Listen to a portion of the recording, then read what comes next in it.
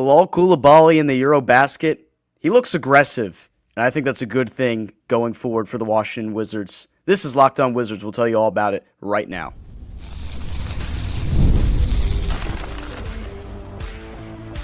You are Locked On Wizards, your daily Washington Wizards podcast, part of the Locked On Podcast Network.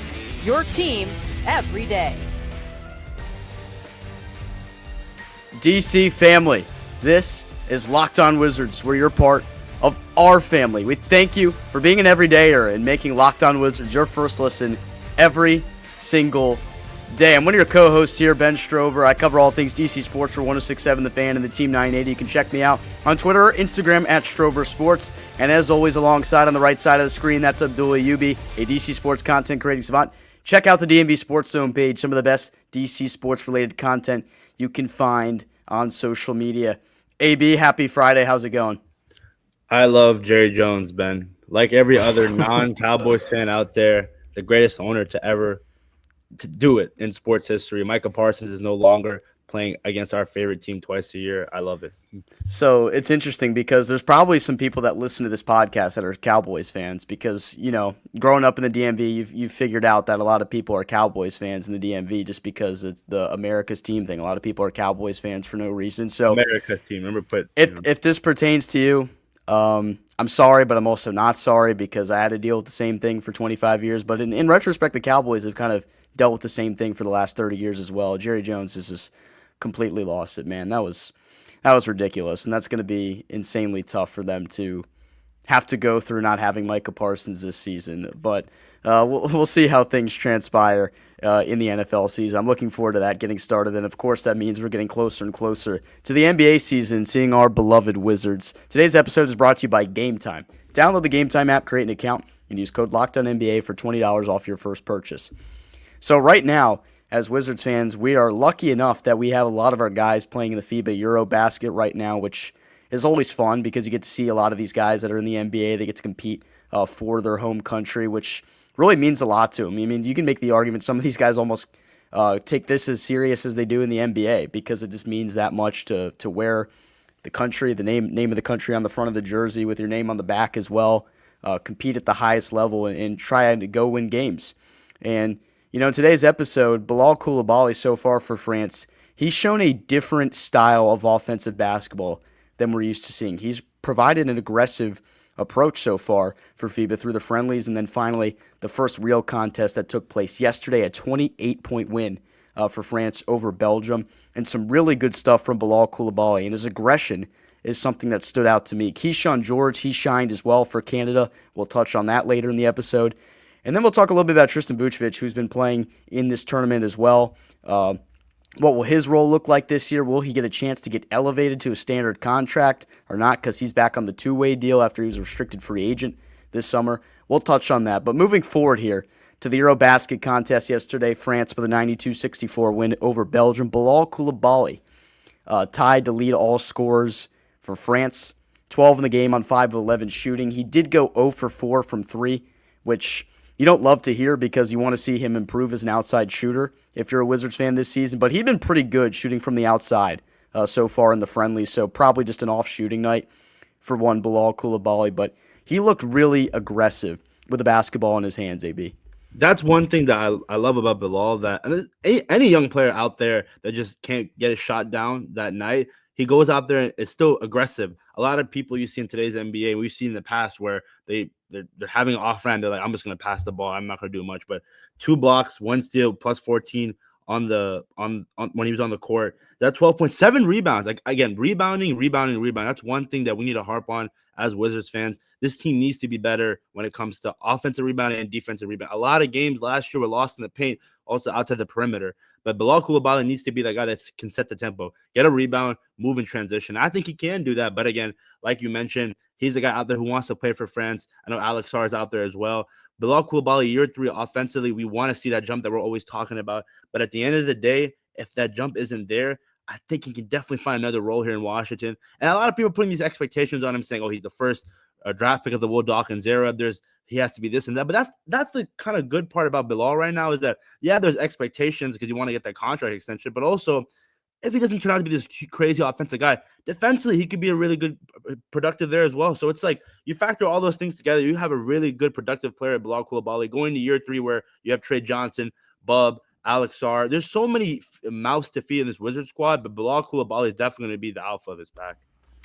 I'd like to see him be more assertive in the regular season, and what he's shown so far for France is a good sign of that, because 11 shot attempts, not bad for 21 minutes for Bilal, because there are some nights where you'd see that aggression out of him at the NBA level, where he'll go out there and he'll take 10 to 15 shots a game, which you like to see. You like to see him try to take it to the basket, finish at the rim, use his athleticism to his advantage, use his step, his quick first step to his advantage, and that's something that he's got to utilize more in year number 3. And we're seeing that so far in France, because there were too many nights through the first 2 years of Bilal Coulibaly's career where he doesn't assert himself. You know, he just kind of he goes quiet a little bit. You'll see him not take the opportunities when presented to himself. And I think we're going to see a very different player here in year number 3. I know we mentioned that we don't want to see the usage rate of any one player too high on this team, but I'd like to see a lot of touches and a lot of shot opportunities for Bilal, because this is the kind of year where you want to see him come into his own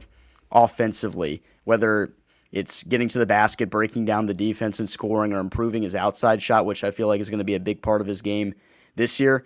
He can do it all in the defensive end, and he's done so far for France as well. He had 2 blocks yesterday, a steal, so I'm not worried about that aspect of his game. We know what kind of defender he'll be at this level and what he has been. He's a guy that can guard the opposing team's top players, and he'll continue to do so in year number 3. But to prove his worth to this organization that has put so much emphasis on accumulating as much talent as possible on the wing and young talent with that Cam Whitmore, a guy that maybe he's kind of the polar opposite player of Bilal Coulibaly right now, can provide a ton offensively, not as much defensively.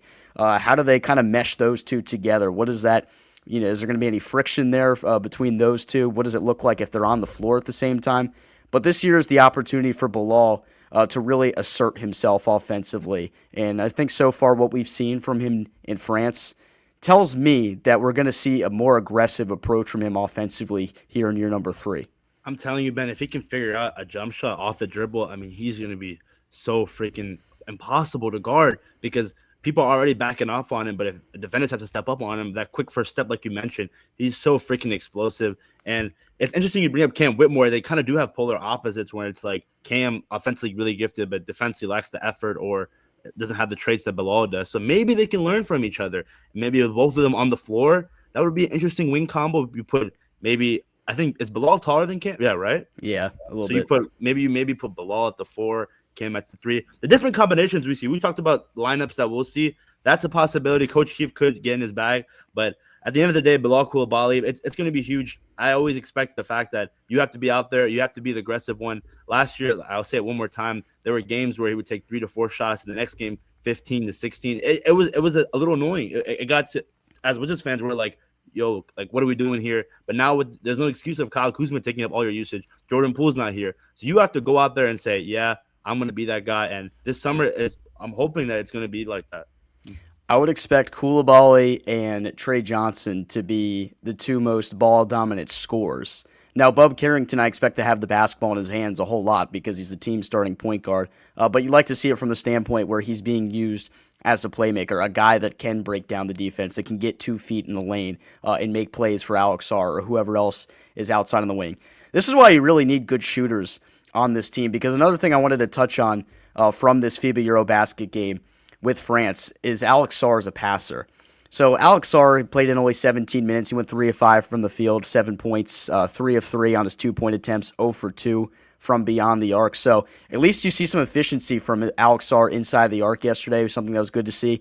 He did add 3 assists as well, including a really nifty one on the baseline. So number 2 pick went to the number 1 pick, Zachary Richache, and he threw it down on the baseline. It was a poster dunk, and Sarr made a really good pass. He caught it right away and kind of shoveled it without even really looking. It was kind of that chemistry thing that you see from those two. So it's funny to see guys who are labeled as the 2 worst number 1 and number 2 overall picks ever, according to a lot of y'all out there, combined for a highlight play yesterday in that game. But Sarr's a passer. I think he's got some skills, actually, as a big man who can pass the basketball. The only issue is the Wizards in the past year, well, really last year in Sarr's rookie year, they lack the shooting talent on the outside to really utilize that. So if you have guys like Bilal that can catch and shoot from the outside, or Trey Johnson, who we know will be a very good catch and shoot shooter, and then Bub Carrington as well, even though you expect him to be this team's point guard, if the offense kind of dictates and flows around to the low block eventually with Alex Sarr, which we often saw it happen a lot of times last year because Sarr would try to create a lot of his own shots. Carrington is a really good catch and shoot guy. So if that's the case where you have a bunch of guys that can knock it down, Kyshawn George as well, Cam Whitmore, another shooter that you add to the mix here. If you have guys that consistently can get open on the outside and get into passing lanes for Alex Sarr, I think that's where he's going to provide a lot of his efficiency offensively, because I've seen flashes from him where he's got pretty good vision, good instincts, finding guys when they get into these passing lanes for him, but they have to have guys that finish. Yeah, and also CJ McCollum, a guy not too long ago, dropped 50 points on the Wizards, so he can shoot it from three. Chris Middleton, Corey Kispert, again, maybe if he cracks the rotation, he's still on this roster. I think Alex Sarr, I mean, we really haven't had a big like him, Ben, that can pass the ball. Like, really, the offensive skill set that he has defensively, we saw the 8 block breaking the Summer League record. I know I'm living in the past, but this is what Alex Sarr is showing us. He's improving, and if he can pull off that offensive mindset of, hey, if I can't back down somewhere, if I can't go by someone, I'm going to pass the ball open for 3. It's going to be really, really special to see what he can do if he can pass the ball like that. I just think the offense can be that much better if you have a big man that can truly play make for other players. Just think about how the Joker does it in Denver. I mean, that team is just ridiculous, first of all, and what an offseason Denver has had. I would probably take them as the favorites outside of OKC to come out of the West right now and maybe win the whole damn thing. I think they're that good. Jokic is that good, one of the best centers ever already.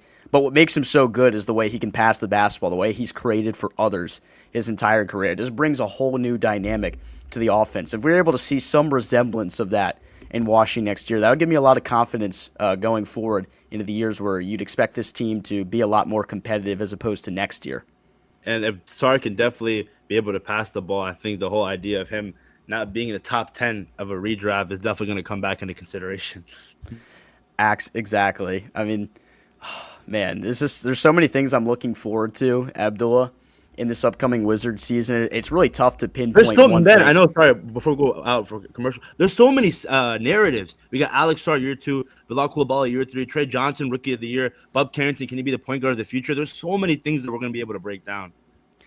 I know. I'm looking forward to it. Every single game I'll be watching something different out there. EuroBasket, Kyshawn George has shown out as well. We're going to tell you about his recent performance and what we expect from him in year number 2 when we come back on Locked On Wizards. College football is back. And honestly, there's nothing better than the energy of tailgates and being in the stands with the fellow fans. The only downside is trying to get tickets, endless queues, hidden fees, and the prices that jump once you check out. That's why I use Gametime, the app that gives advantage back to the fans. And it's the easiest way to score last-minute tickets at the best prices with no surprise fees, and what you see is what you actually will pay. I pulled up Gametime in just a couple taps. I saw amazing deals. I'm talking about your favorite college football games as low as $25.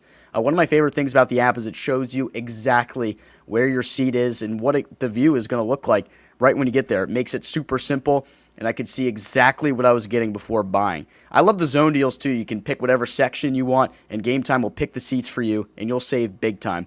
It's faster, it's cheaper, and less stressful than any other way that I've bought tickets. Take the guesswork out of buying college football tickets with Gametime.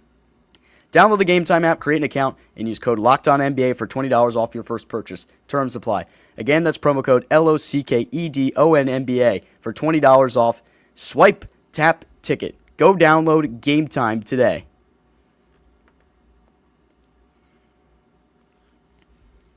Back here on Locked On Wizards, and we've got a quick message for you. We've got an important request. Locked On wants to hear from you. We put together a survey to learn more about our listeners and make your favorite podcast even better. This is your chance to tell us what you like and what you don't, and answer questions about our advertising. Go to LockedOnPodcast.com/survey to get started. Everyone who completes a survey will be entered for a chance to win one of 10 $100 Amazon gift cards. Again, that's LockedOnPodcast.com/survey. You can also find the link in the show notes. Thanks for helping us out. AB, Kyshawn George, man, the guy that I've been I've been on the train hyping him up all summer. I feel like ever since I took over in this role, I've been spreading that Kyshawn George propaganda, and boy, man, he looks good. Against Columbia yesterday, 18 points, 6 rebounds, and 5 assists. He was 6 of 8 from the field, including 4 of 4 from downtown. Kyshawn George, that dude is a shooter from the outside. Saw it in the Summer League. Saw it at the end of his rookie year. He's doing it throughout the summer here in Europe, and he's going to do it in year number 2. Remember, he talked about how important it's going to be for having guys on the outside that Alex Sarr can pass to? And Kyshawn George is going to find himself on the floor a ton because of what he can do beyond the arc. And hear me out, he's getting more talented as a ball handler as well. We keep talking about the usage rate, how we don't want to see as much ISO ball, but in the instances we've seen from Kyshawn George playing with Canada right now, when he has the basketball in his hands, he creates space for himself. He creates his own shot really effectively, and I'm starting to get flashes of Jalen Williams from him. And I know that's a big proclamation. Jalen Williams scored 40 points in the NBA Finals game this year, and I'm not saying that Kyshawn George is that yet. A long way to go, obviously, from being that. But he possesses some traits that are similar. He can punch the rim pretty well. He's got a decently quick first step. And even though he doesn't look as athletic as some of the other guys, especially that they took in that draft class, but other than Sarr and Carrington, he's really sneaky in the way he moves with the basketball. He doesn't look like he'd be that fast or that quick, but he finds himself creating space. And I was really impressed in what he was able to do in the Summer League for us this year. And we keep hearing it from Will Dawkins, from Brian Keefe. You guys wait till you see what Kyshawn George has been up to. He's been having maybe the best offseason out of anyone in the organization. And if they're saying that, something's obviously there. They've seen something in him. And he's a guy that was a little bit under the radar, flew past a lot of teams that were maybe interested in other players in that draft. And Wizards might have got a real gem there late in that first round. He just possesses maybe what it takes to become a really good 3-level scorer for this Wizards team. And it's crazy because a lot of people overlook him out of the three of him, Bub, and Alex. Kyshawn last year just emerged out of nowhere. I think it was against the Phoenix Suns where he had 30 points, was dropping threes like it was nothing. And you mentioned it, that size bend, if he can be able to shoot it from 3 and take it inside more. We saw the ISO game that he had in the Summer League. Granted, it was Summer League, but I think it's going to translate really, really well. 18 points, 6 rebounds, 5 assists. He can also pass the ball. I mean, the guy really does it all. And it goes back to what Will Dawkins is trying to do here. Versatility, that capital V word. He wants guys that can be able to do that. And Jalen Williams, like you mentioned, OKC, you see the resemblance, you see the model. And I think he can be a guy who it might be too soon to be all-star potential, but the traits that he has, it's there. We have to see him translate, and his usage, that's another narrative that we have to talk about. Can he be the team's best three-point shooter? He's a big reason why I always mention why Corey Kispert is basically essentially done here in Washington. And I want to see him in a three-point competition. I love to see Bilal in a dunk contest, but I want to see Kyshawn in a three-point competition because not many NBA fans know about Kyshawn George. Granted, not many NBA fans care about the Wizards, but I think Kyshawn George is going to be a big reason why NBA fans are going to be like, hey, the Wizards are low-key sneaky, and they have a nice gem. Kyshawn George being in the dunk contest, because I presume a lot of people around the NBA don't care about the Wizards, don't watch the Wizards. He'd be the guy that would be in the three-point contest and be like, man, the three-point contest fell off. Like, they got a bunch of bums and nobody's in it. Just kind of like how the dunk contest is now. But if you're a Wizards fan, then you know that Kyshawn George has got a sniper of a three-point shot. And there's no question that he's going to be one of the better three-point shooters on this team in the upcoming season. I've been saying it for quite some time, and I haven't been ready to make the proclamation. I'm still not ready to do it because I need to see him replicate what he's done this offseason in the second year. I'm getting prepared to anoint him as the best player from that class between Alex Sarr, Bub Carrington, and Kyshawn George. I'm very close do you to think, being ready. Ben, sorry to cut you off, but do you think at the end of this year you'll be able to say, oh, this guy will be the best and is the best out of the three? Yeah, I think so. I really do, because I just think all around he'll end up looking more polished than the other guys. I know Alex Sarr, really great defensively, but still a lot of work to do offensively. Bub Carrington, work to do both sides of the basketball. Completely new role for Bub Carrington, so it's going to be pretty uncertain what we'll see from him this year. I feel like I know what we're going to get out of Kyshawn George this year. And with that being said, you don't have to question anything with the guy. I don't think you're going to be too surprised in what he does. Maybe you'll be surprised in how good he looks this year. That could be the biggest surprise from it. I think with that being said, Kyshawn George will establish himself as the best player from that class. But got to see him do it in the regular season. I'm just chatting right now. Hopefully he does make that happen. I think Sar has the more untapped potential, but Kyshawn he showed a lot last year why, I can be the best out of the three. So we'll just have to see how it all pans out. And like you, I think by the end of year 2, we're going to be able to say, oh, this guy's the best out of the three. Yeah, I mean, he started slower, obviously, and then there were some injury bugs or some issues with that early on in the year last year that maybe held him back a little bit.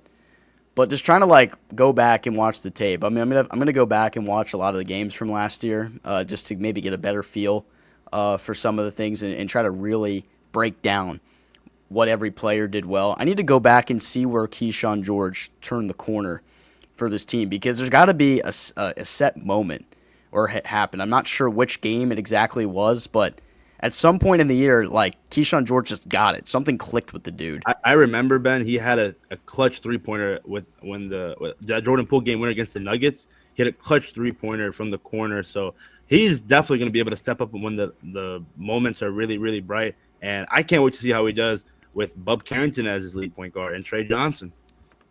That's going to be the most interesting part for me is to see if he can build off what he did at the end of last year and what he's done throughout this offseason. All right, we're going to take one more break here, and when we come back, we'll talk a little bit about TV. We've seen him in this FIBA EuroBasket as well. Will he eventually get elevated off the two-way contract? We discuss that next. The NFL season is almost here, and FanDuel is making sure you're ready for kickoff with a can't-miss offer. Right now, new customers can bet just $5, and if your bet wins, you'll get $300 in bonus bets to use across the app. I love using FanDuel because all the bets are right there for me, and I can, perfectly find which teams I'm looking for. If I want to place Wizards props, I can find it right there in the app. I love it as well because it just fits whatever I like to bet. I can build all my player props, build same-game parlays, or even jump in and bet live as the action unfolds. It makes every game that much more exciting. Whether you're watching your team or just keeping an eye on your fantasy lineup, it's the easiest way to do it is through FanDuel. Quick, easy, and the best way to add a little more energy to Sundays. So are you ready to play? Download the FanDuel app now by visiting FanDuel.com to get started. That's FanDuel.com to place your first $5 bet.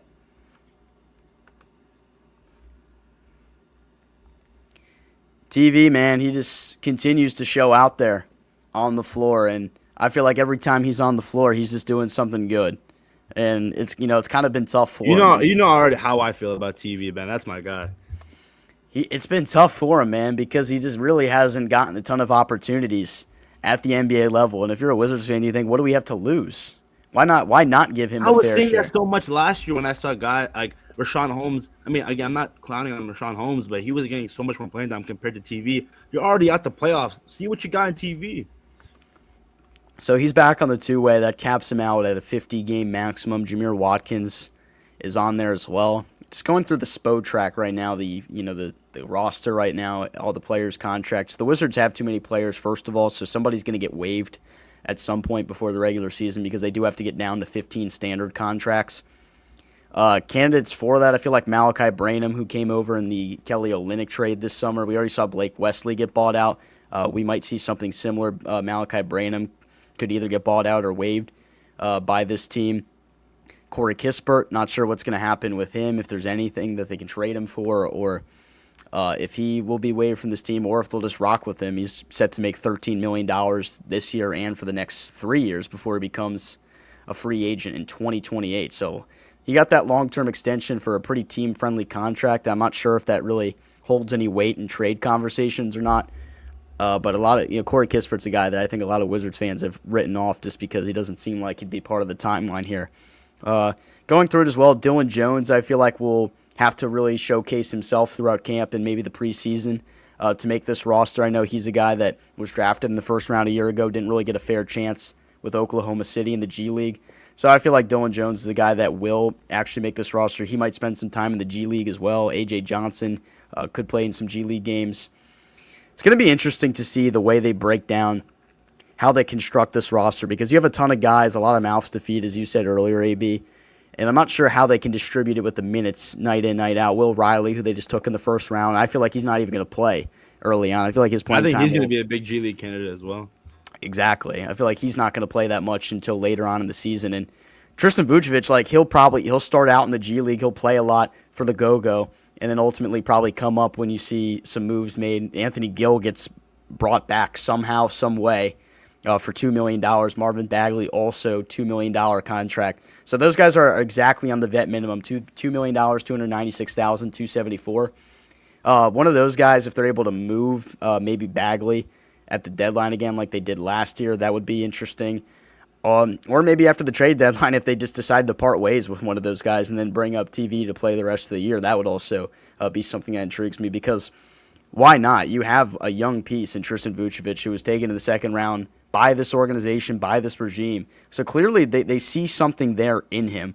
I'm just not sure what it's going to take for him to get a larger role with this team, have him play alongside Sarr more.